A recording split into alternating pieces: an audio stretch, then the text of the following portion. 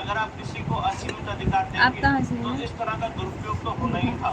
अब ये जो अमेंडमेंट आ रहा है, मुझे लगता है मुझे उसको समझाने की जरूरत है। और मुझे लगता है सबसे इम्पोर्टेंट जो अमेंडमेंट किया जा रहा है और जो एक नकेल कसने की कोशिश की जा रही है जिससे ये असीमित अधिकार खत्म हो, सबसे पहला जो जड़ है वो है वर्क की डेफिनेशन को।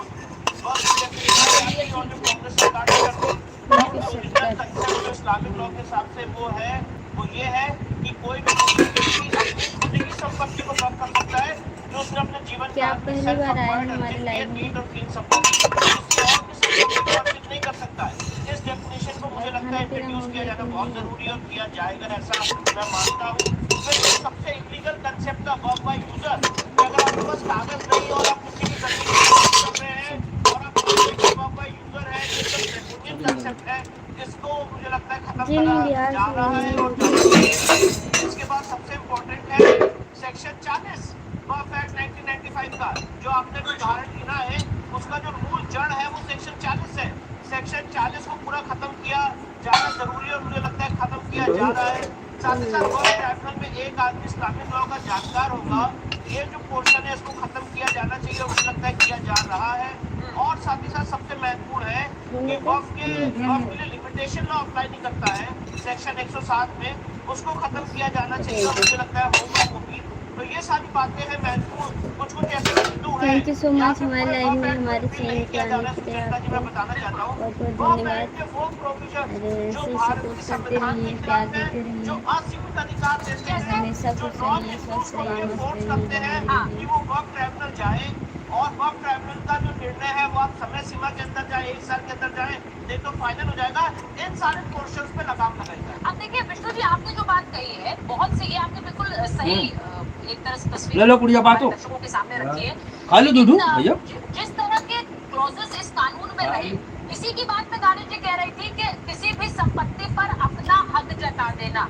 समस्या इस बात से नहीं है कि वक्फ बोर्ड आज रेलवे और इसी के साथ साथ सेना के बाद तीसरा सबसे बड़ा संपत्ति का मालिक है देश में, इससे समस्या नहीं है। लेकिन समस्या ये है कि उन प्रॉपर्टीज पर इतने लोग अपना क्लेम करते रहेगा लेकिन उनकी कहीं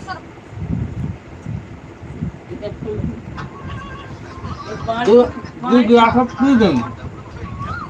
बिल्कुल सबसे ज्यादा वाटर रेजिस्टेंस तो व्हाइट सीमेंट से ही मिलती है ना, तो फिर कर के लिए व्हाइट सीमेंट वाला वाटर पानी नहीं खा तू, पानी तुम्हें पिए अपना बिना डाला एक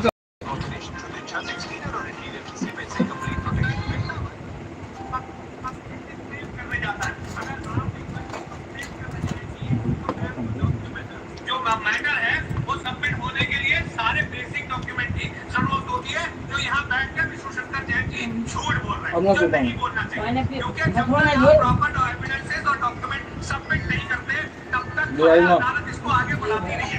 उसके बाद सामने वाले पक्षकार को जो है बताइए क्या हेल्प चाहिए?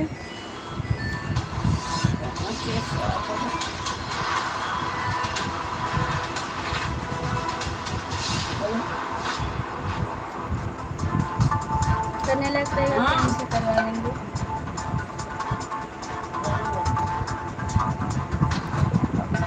नहीं खाना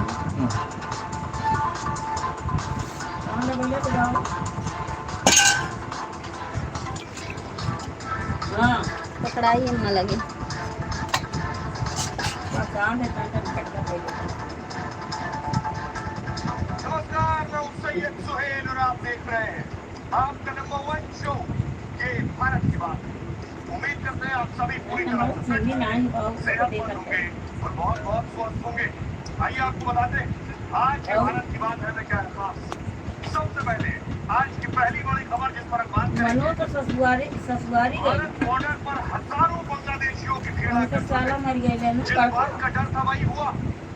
बांग्लादेश में हिंदुओं पर अत्याचार हुआ, उनके घरों पर हुई। इस वक्त भारत बांग्लादेश बॉर्डर पर जो भारत में दाखिल होना चाहते हैं, बीएसएफ की चुनौती बढ़ गई। आपको सीधे बॉर्डर पर लिए चलेंगे और दिखाएंगे बॉर्डर की हालत क्या है। बीजेपी नेता कहते हैं कि 1 करोड़ बांग्लादेशी भारत में घुस सकते हैं। ना सरकार बनने वाली है। मोहम्मद यूनुस सबके ले लो।